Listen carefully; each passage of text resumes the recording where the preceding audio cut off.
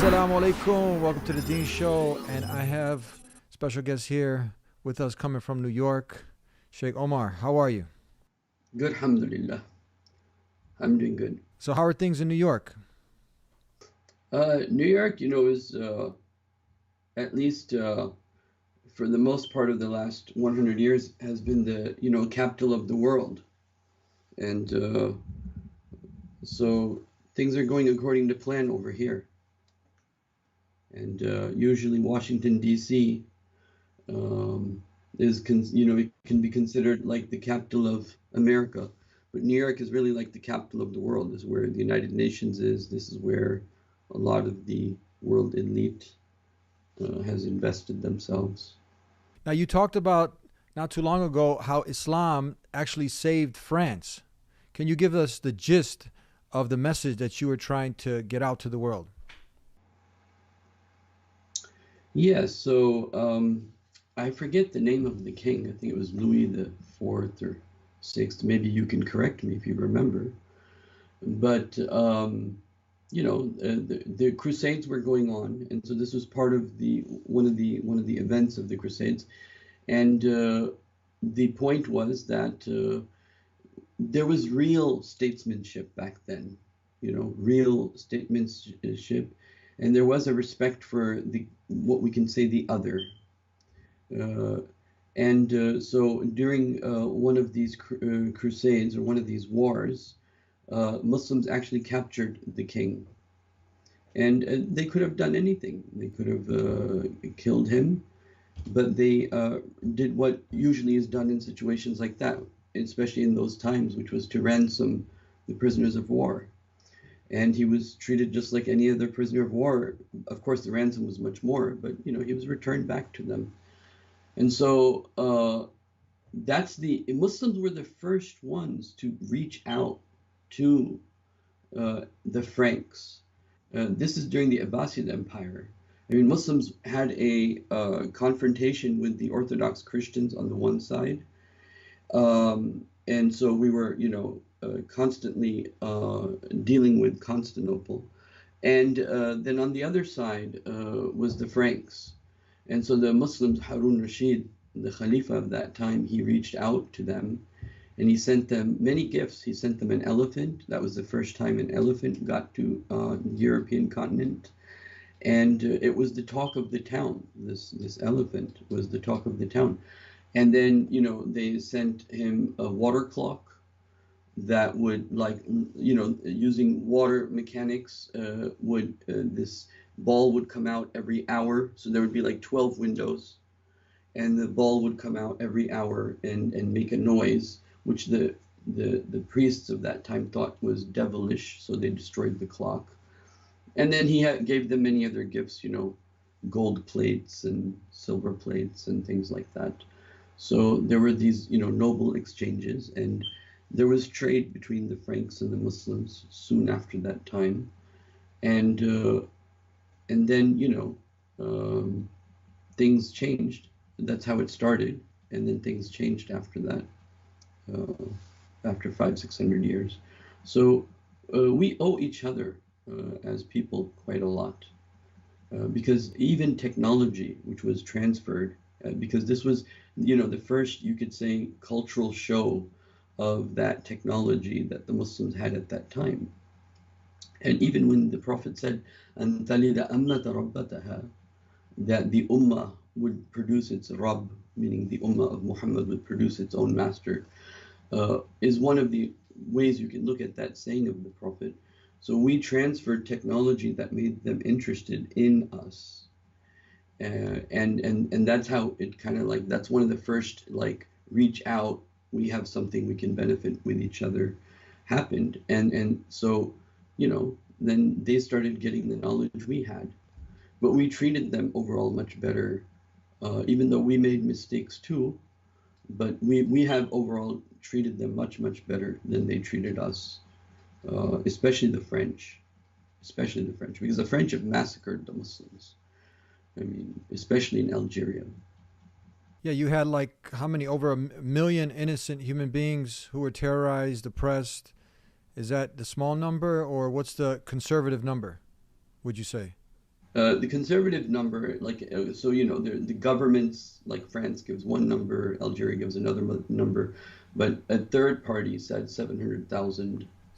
700,000 Yeah. people dragged to the streets. I mean, tied to cars. You have to this day you have skulls. I mean, where's France supposed to be some of the most civilized people, but Uh, still collecting skulls to this day of, yeah, it's very weird. isn't it? Weird.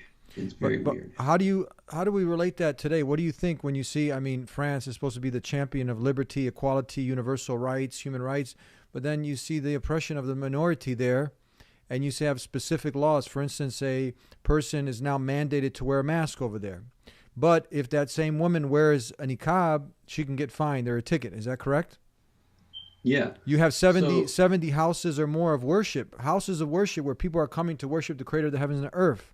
The same way Jesus, Moses, it's not a new religion, the same way of life that they all preached and practiced. They're just continuing that legacy. So those houses of worship are getting shut down. Charities, where the Muslims are out there trying to eradicate poverty. And now, under this whole pretext of what?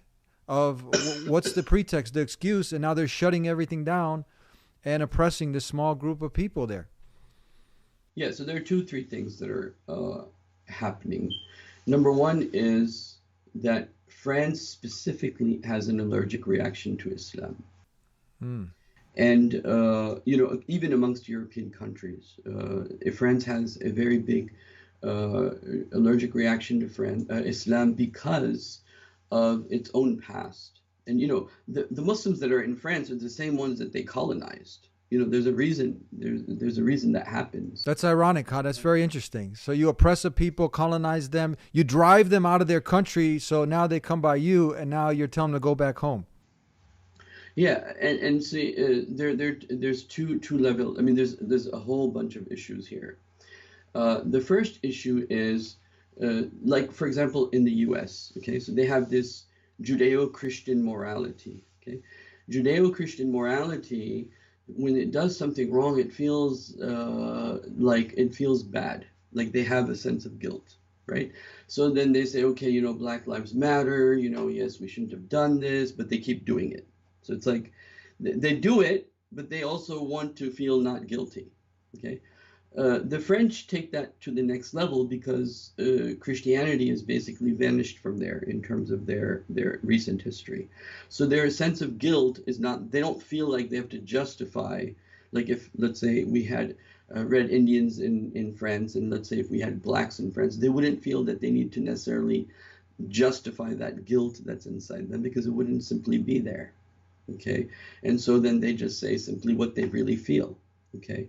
And so that's one aspect. And with what's coming in the world, the next phase in the world, where now Israel will take over a lot of the geopolitical situation, it's going to be exactly like that. It's not going to be like America, where if they do wrong, then there is a collective consciousness that partly feels bad, and the other is like, no, no, it's okay. We did this. There's like this internal struggle of good and bad within. It's not going to be like that in the next phase of human history. And so let me go back to France. The first problem from the modern times happened with the very idea of nationalism. To me, nationalistic flags are the modern idols, you can say. Modern idols. Okay, so the current flags. Say that again. The last part. Yeah, I mean, these are new, these are just the new, every century there's a new form of shirk, you can say. Shirk changes its faces many times. And so one of the shirks of this century, or this last century, the new shirk of mankind, started really in France with nationalism. You see, the French Revolution brought nationalism. So now, instead of, standing up to God, you're standing up to this flag. You're like venerating these borders, artificial borders. You're venerating these artificial borders as if they have intrinsic meaning in themselves. And so, this idea of like American exceptionalism, for example, or French people think that they're exceptional just because they're French. So like literally, I mean, dividing people based upon borders of ethnic groups in Europe, particularly and then America, and then saying, okay, this is how we're going to get along. But the whole thing is set up pretty much as a caste system. Now, having said that, when you have divided yourselves as a nationalistic group, then demographics become important. You see, and so the fear in America, some American intellectuals, especially the neocons, and the fear in France is that what are we going to do when the culture essentially changes, right? What are we going to do when there are less white people or their influence decreases and they're more of the minorities? Now, this is a very important point because the Quran mentions this point. You see, when there are two Western prophets in the Quran, and you see, Western civilization starts from Egypt. Okay, Western civilization starts from Egypt. So there's one prophet who came into Egypt, which was Yusuf, and one prophet that left Egypt, which was Musa. Okay, and so when Yusuf was coming in, the statement that was made about him and Musa was exactly the same. They said the imra'atul, like the minister, when he was buying him, he said, "Nattakhidhu walada, we will take him as a son, aw yanfa'ana, or he'll benefit us." And then when imra'atul Fir'aun, when the wife of Fir'aun saw Musa in the waters, she said, "Oh, we'll take him as a son, or he'll benefit us." Exactly the same word. See, the West has this policy of taking others in. But that policy changed when Bani Israel was becoming too big.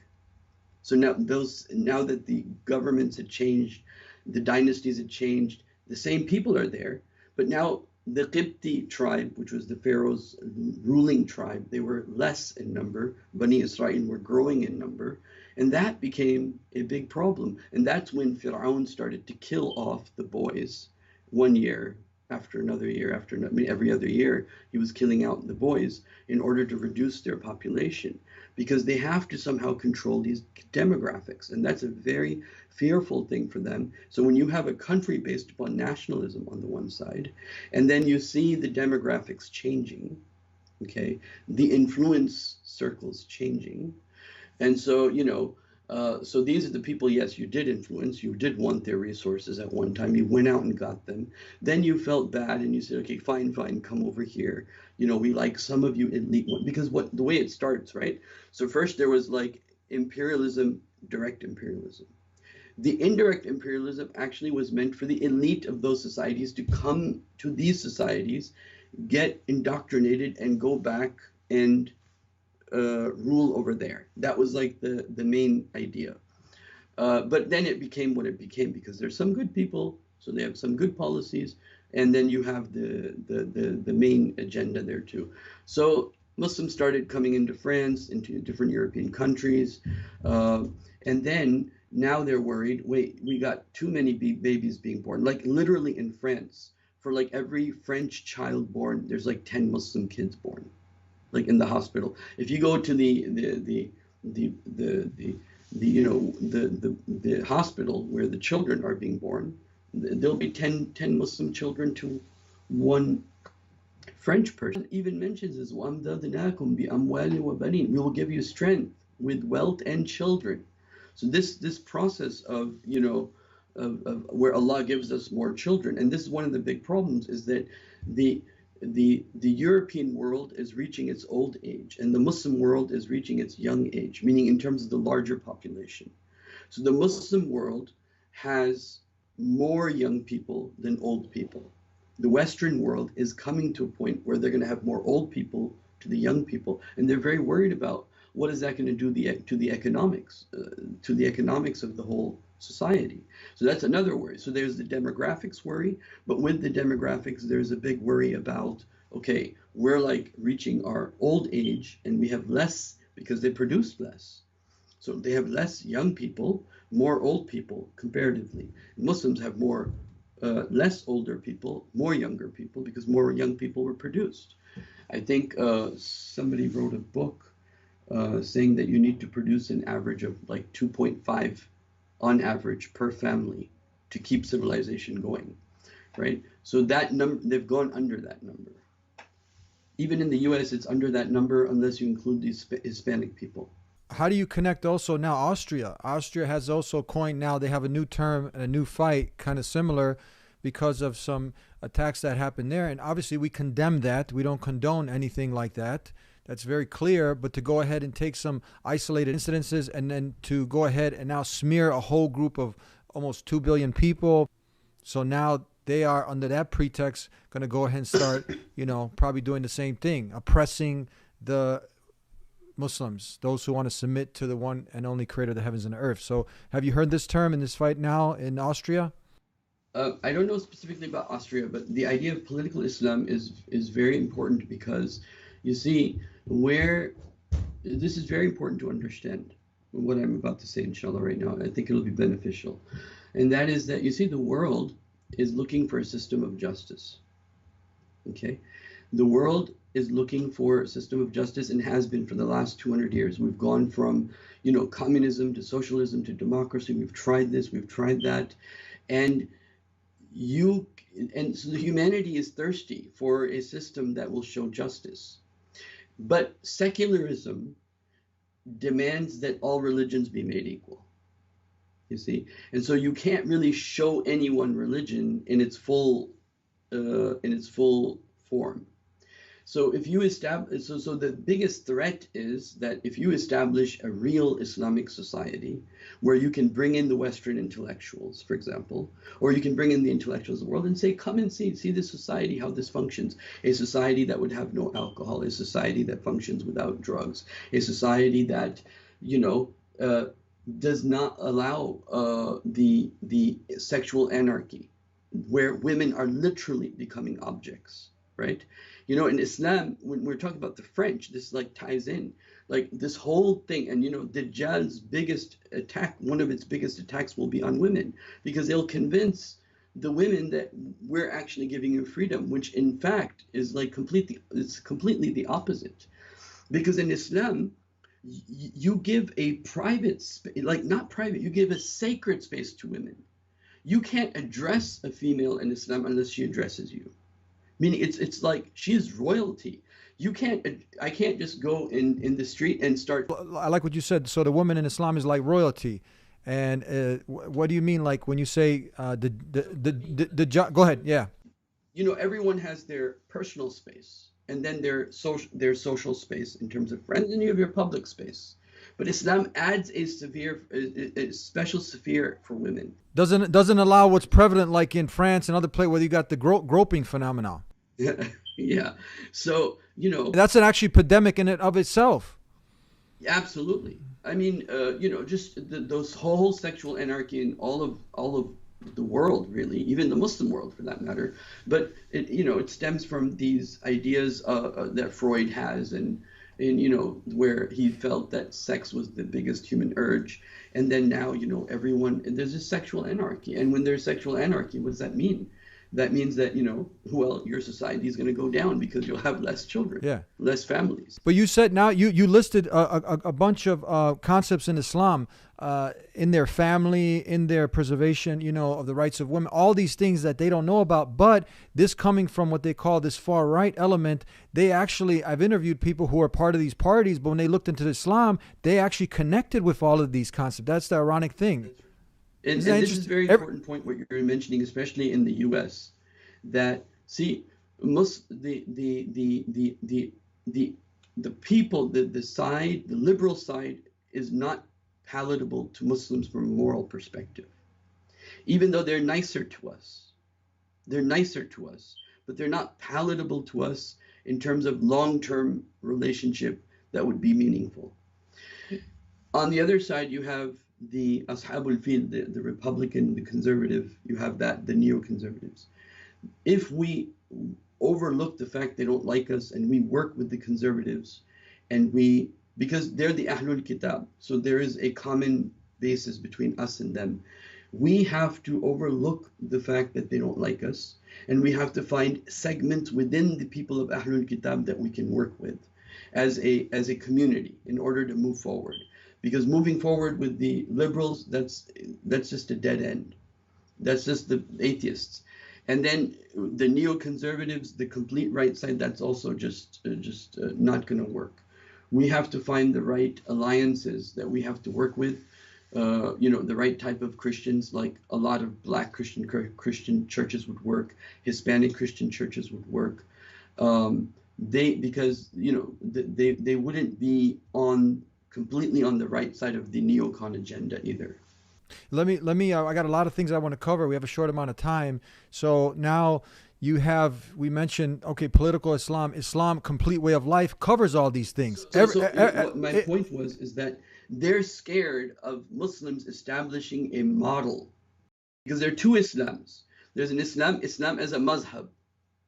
Islam as a mazhab, you can say, is how your mode of worship, where you pray, how you pray, your rituals, your birth, your marriage, your death, your rituals, your halal, your haram in terms of food, your clothing. Okay, they don't mind that. That's palatable to the secular society.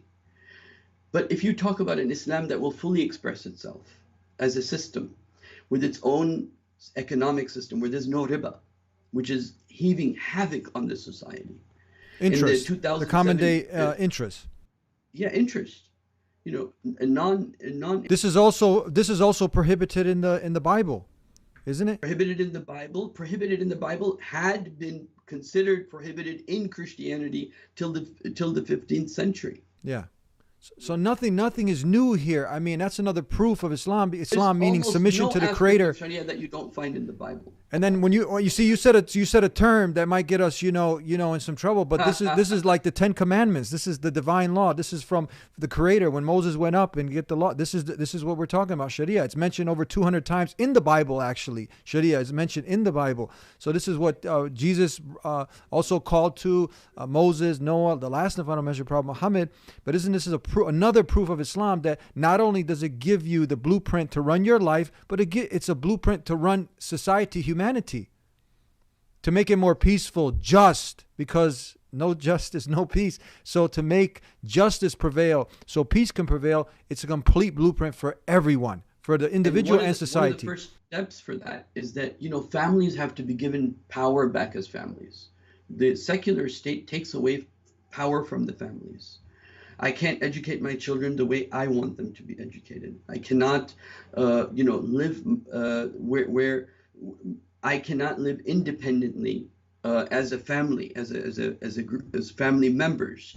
Everything has to be registered. Everything has. That's the attack. That's the attack now in France. They're actually even denying homeschool now. They are at the young ages of 4 or 5. They're also trying to take this away. Yeah, and so they think somehow the state has more compassion than the parents would. And so, they've done the same thing with parenting. They take a few bad parents and then use that as an excuse to take away the rights of parents across the board. And the same thing is being done with Muslims. But they are really scared that if Islam should rise, I mean, imagine all the big businesses. Look, all big businesses make money doing haram. The big businesses like loaning money, for example, alcohol, cigarettes. These the people that are making the money in the world. Okay, and so there's very few exceptions to that, but majority of the rich people, they become rich doing wrong things. Yeah.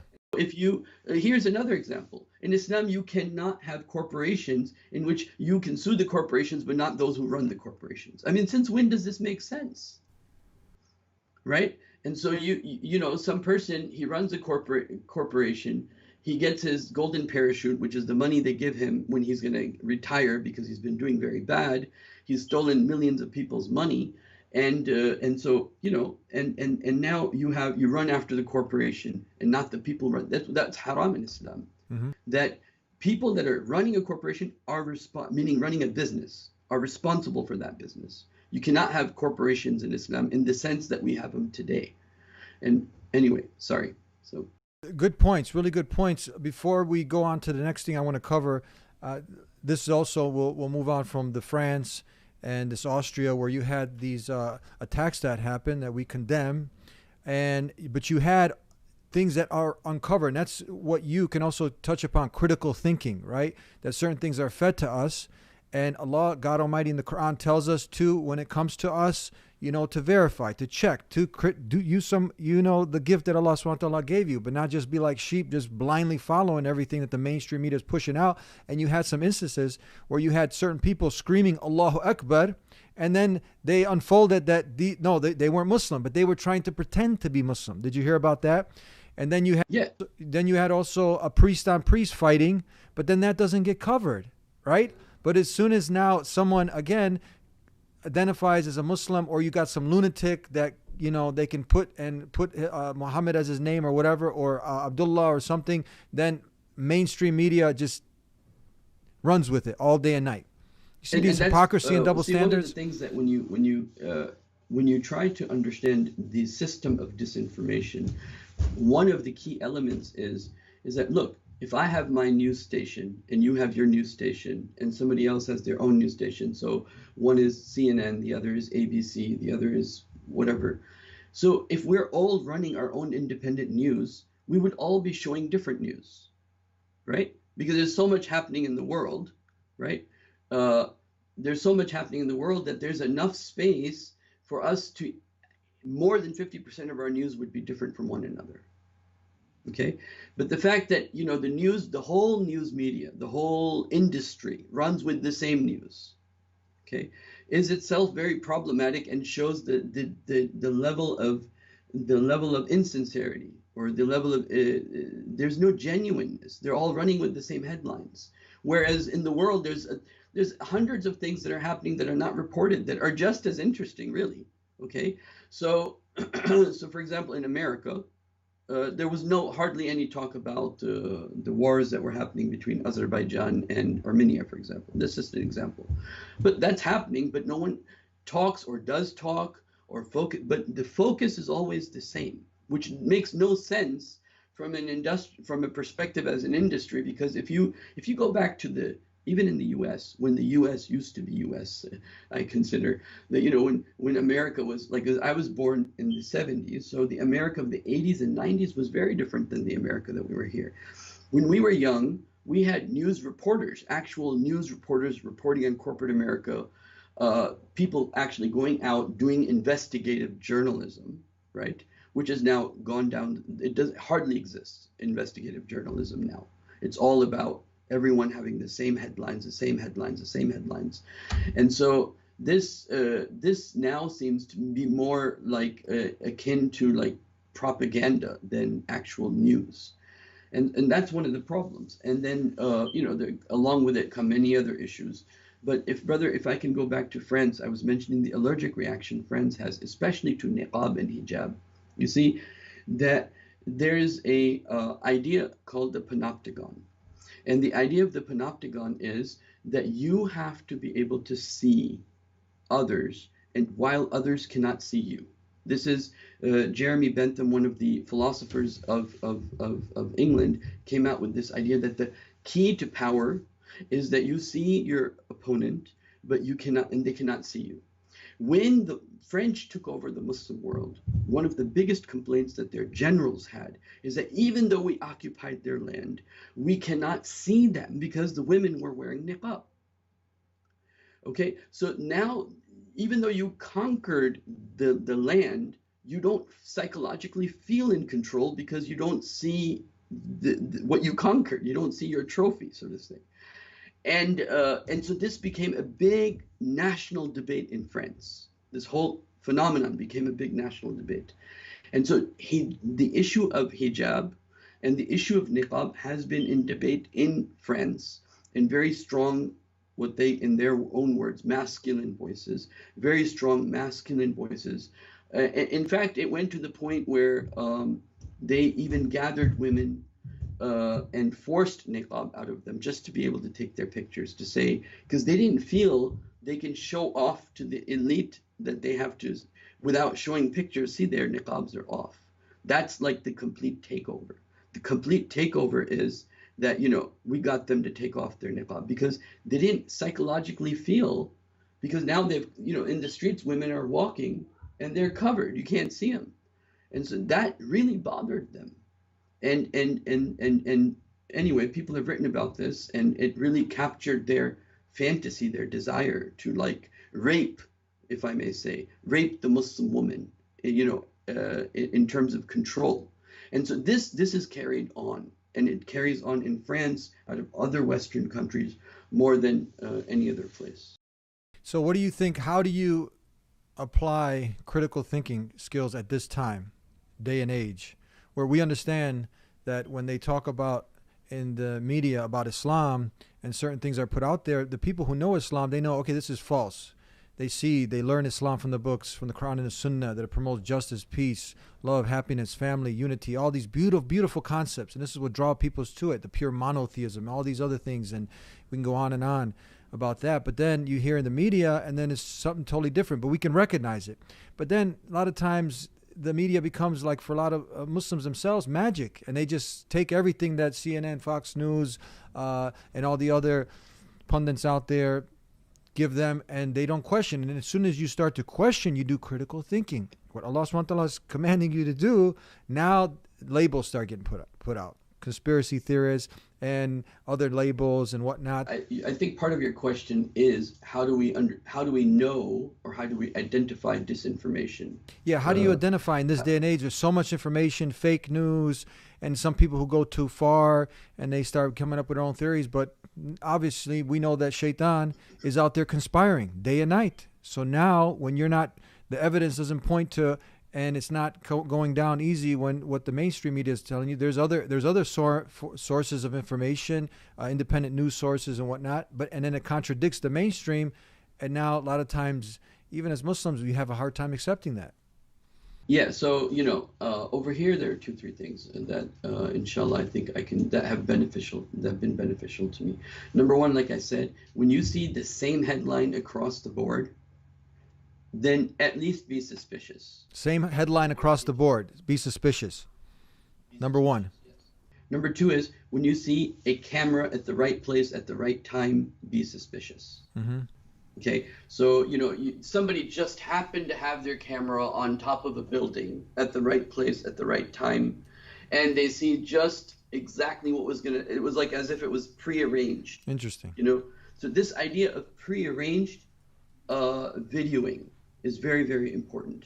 The other thing is, if the scenario that they present to you meets Hollywood standards of a movie.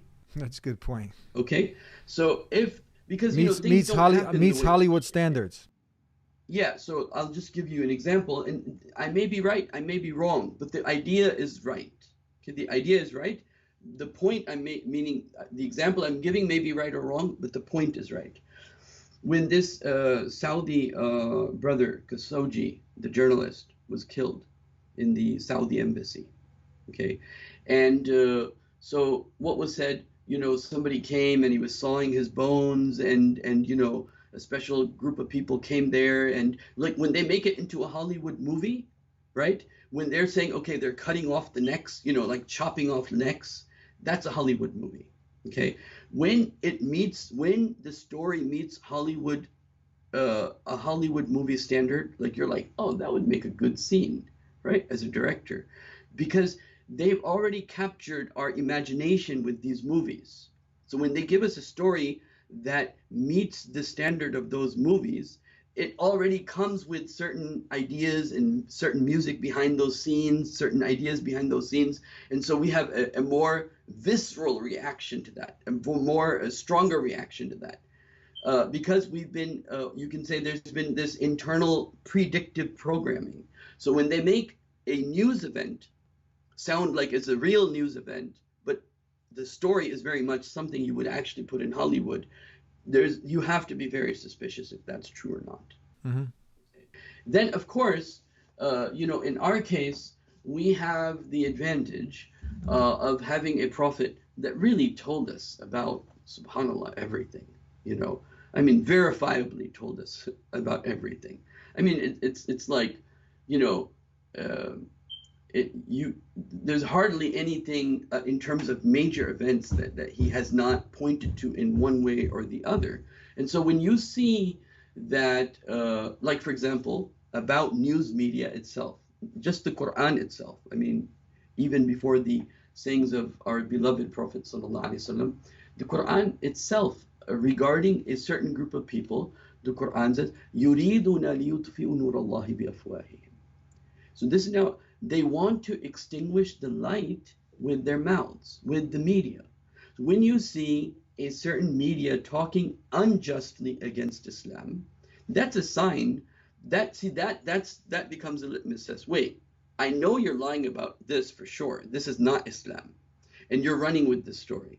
And don't tell me you're so naive that you weren't able to figure it out that it's not that bad, right? That it's not like this. So when you are beyond the point of innocence, it's not a matter of innocence. When you see that they're intentionally saying things about Islam that are not true, then that is the litmus test that then you have to really be careful about everything else.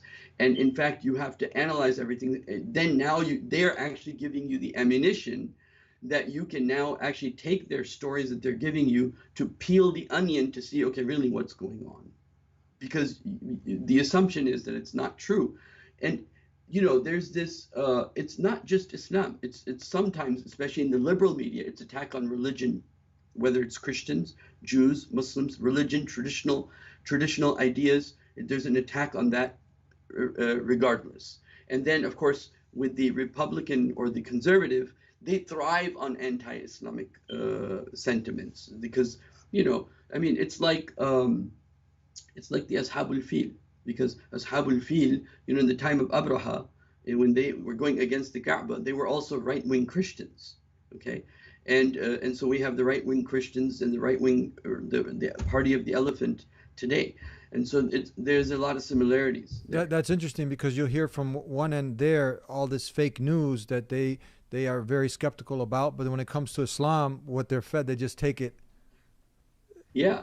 It's a complete double standard. There you see the contradictions. Yeah, so we can tell them, come visit us, come hang out with us, come have tea or coffee, visit your local mosque. Yeah, wallahi, all you have to do is just become friends with somebody that goes to the mosque.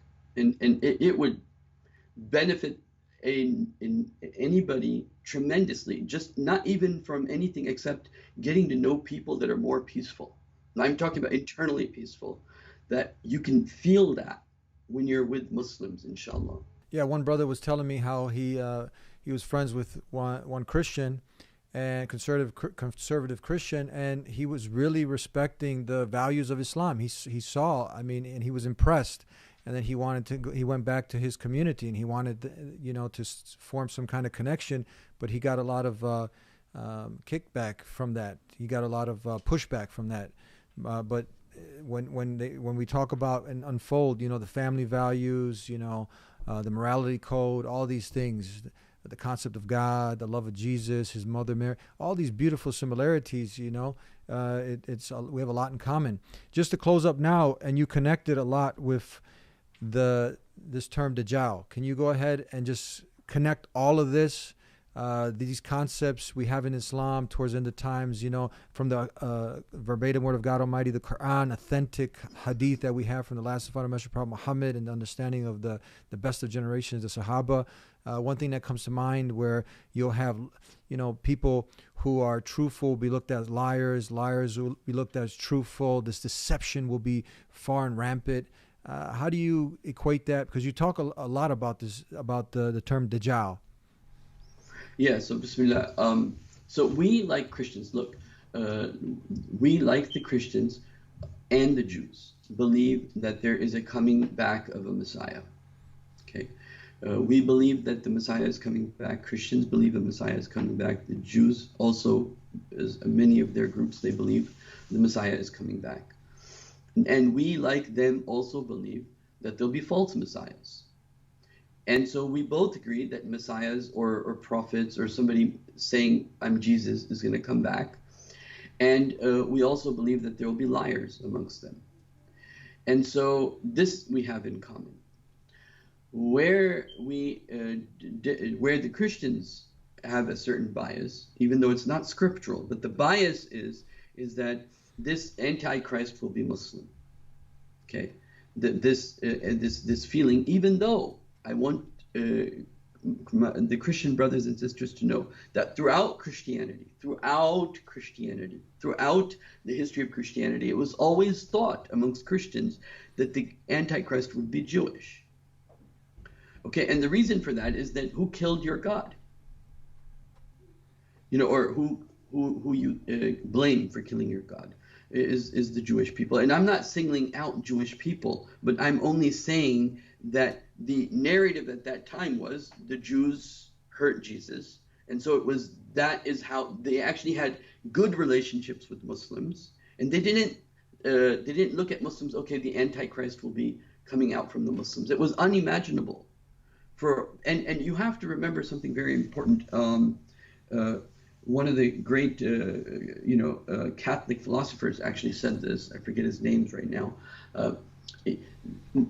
Usually nations or civilizations that share borders is where conflict happens. Okay, so Islam and Christianity has shared a border for almost 1,000 years. Okay, and when you share a border, conflict is inevitable at some point between two people, right? It's like having a neighbor for 1,000 years. You're going to run into some problems sometime, right? What the Christian world and therefore even the Muslim world has to realize is that we've been neighbors for a very, very long time. And out of the 1,400 years, we've been pretty good neighbors, okay? Pretty good neighbors for the majority of that time, with the exception of maybe 300 years of crusades. Other than that, we've been pretty good neighbors. And we've had pretty good feelings, especially at the religious level. At the religious level, Christians favored Muslims to the point that even, I'm sure you know this, that even the catechisms of the Catholics mentions that Muslims as a potentially saved group of people. And I think it's Catechism 814, something like this, that says, you know, those people that believe in the one true God, follow the way of Abraham, so on and so forth. Christians had good feelings towards Muslims for the majority of their history, unlike what media has done now. You see, this all started with a Bible called, which is like there, you know, like in Islam, we have a primary, we have a primary, you can say, exegesis of Quran, explanation of Quran. So they came up with a new exegesis of the Bible called the Scotsfield Bible. Okay, I believe that's what it's called, the Scotsfield Bible, which was published by Oxford and then given to all the Christian seminaries for free. And that was the beginning of the turning point, especially in the Christian circles, where the anti-Islamic sentiments started to rise, number one. Number two, because of what happened with Protestant Christianity, because you see, when Protestant Christianity separated from Catholics, now the Jews and Christians are reading the same book, okay? And the Quran even mentions that قالت اليهود ليست النصارى على شيء. So this kind of like Quran predicted this kind of like change that would happen. And so you'll see how I make this point. So the Quran says, the Jews say قالت اليهود ليست النصارى على شيء. The Jews say Christians have no claim. They don't know what they're talking about. وقالت النصارى ليست اليهود على شيء. And the Christians said the Jews have no claim. And then Allah says, وهم يتلون الكتاب. Even though they're both reading the same book, they're both saying they don't have a claim, even though the Old Testament is common between them, right? And so they're both pointing fingers. So this is one angle of history. The other angle of history is that where كونوا هودا أو نصارى تهتدوا. Become Jew or Christian, you'll be guided. This is the coming together of the Judeo-Christian civilization.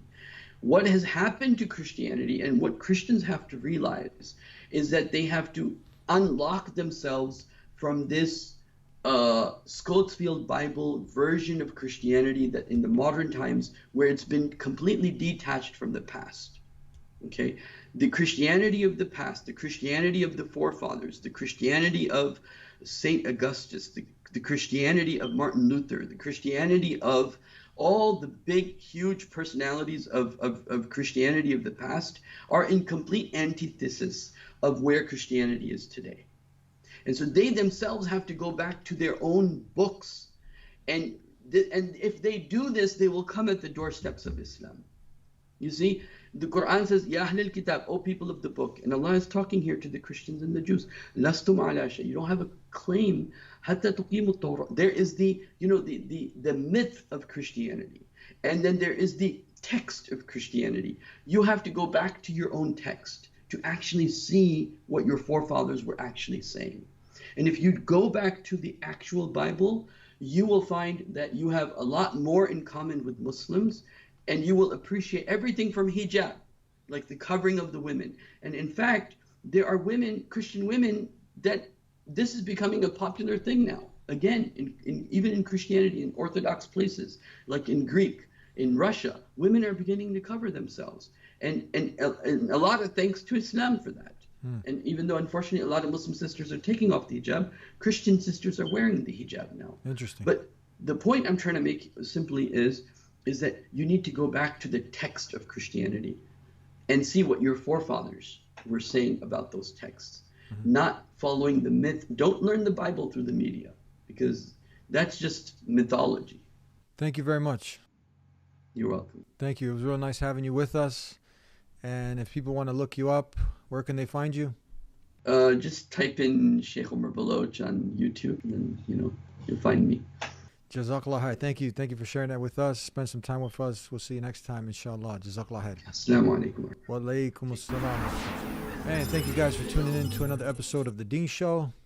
And what could we take away? If you're somebody who's new to this channel and you're wondering what Muslims and Islam are all about, you've seen that there's one thing that you might get from the media, and that's something distorted. But Islam is actually the house of peace, and we're all looking for peace and purpose. And that's what Islam, submission to the Creator, not the creation, gives you, invites you to the house of peace. Because when you're connected with your Creator, then you truly know yourself. And when you truly know yourself and your purpose in life, that's when you get peace and contentment in life. So if you'd like to learn more, call us 1-800-662-ISLAM. Ask those tough questions, but start a conversation. Connect. If you're a conservative Christian, if you're somebody who believes in the Creator of the heavens and earth, get to know the concept of God in Islam. Ask those tough questions. What do you guys believe? Do you really believe what the media is telling us, what we've heard? Ask the tough questions. Have a conversation. It's really that simple, because you understand that the media lies, that the media is about hype. There's a lot of propaganda, but there's a lot to learn. And if your mind is open like a parachute, it's going to work. We can have a conversation, and you will only benefit yourself, and you got nothing to lose but so much to gain. So continue to tune in here to The Deen Show. Subscribe if you haven't already. Hit that notification bell. Support us on our Patreon page, and we'll see you next time. Until then, peace be with you. Assalamu alaikum. And if you like this episode of The Deen Show, like this video, share this video far and wide, and support us on our Patreon page so we can continue this work. Thank you for tuning in. Peace be with you. Assalamu alaikum. Subscribe right now.